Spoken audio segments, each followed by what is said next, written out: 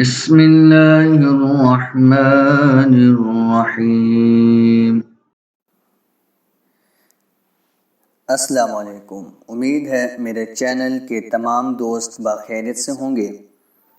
حضرت مسیح اللہ خان صاحب ایک واقعہ سنایا کرتے تھے کہ ایک فقیر بھیک مانگنے ایک مکان پر دستک دی۔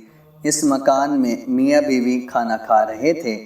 بیوی نے اپنے شوہر سے کہا کہ فقیر کو کھانے کے لیے کچھ دے دو، تو شوہر نے کہا کہ کوئی ضرورت نہیں ہے دینے کی، چھوڑو، وہ تو ویسے ہی بھیک مانگتے رہتے ہیں۔ بہرحال وہ فقیر چلا گیا۔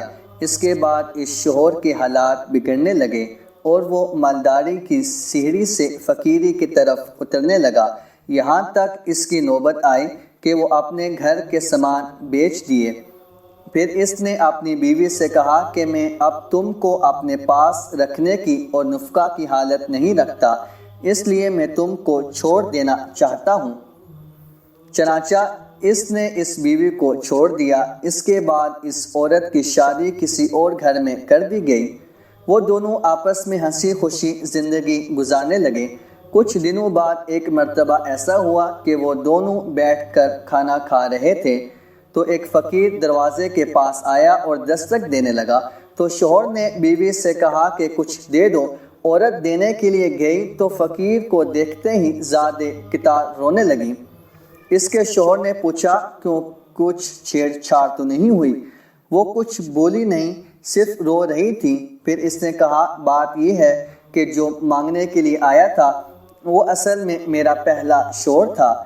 اس مرتبہ ہم دونوں کھانا کھا رہے تھے، ایک فقیر آیا مانگنے کے لیے۔ میں نے اس سے کہا تھا کہ فقیر کو کچھ دے دو، لیکن وہ نہیں مانا، تو وہ فقیر چلا گیا، جس کی وجہ سے اللہ نے خود اسے فقیر بنا دیا ہے۔ اس کے بعد اس دوسرے شوہر نے بیوی سے کہا کہ اس دن جو فقیر تمہارے دروازے پر مانگنے آیا تھا وہ میں ہی تھا۔ اللہ نے مجھے امیر بنا دیا اور اسے میرے دروازے پر فقیر بنا کر بھیج دیا۔ اللہ اکبر۔ بھائیو، اس واقعے میں بڑی عبرت ہے کہ اللہ جسے چاہتا ہے امیر بناتا ہے، جسے چاہتا ہے سیکنڈ میں فقیر بنا دیتا ہے۔ واقعی اللہ بڑی قدرت والا ہے، لہٰذا مالداروں کو اللہ سے ڈرتے رہنا چاہیے اور زکوٰۃ اور خیرات سے فقیروں کی امداد کرنی چاہیے اور فقیروں کو ڈانٹنے اور جھڑکنے سے بچنا چاہیے۔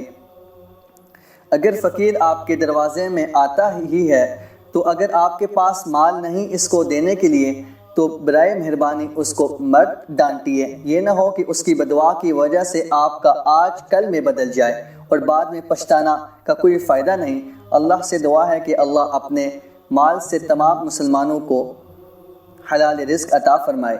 اللہ حافظ۔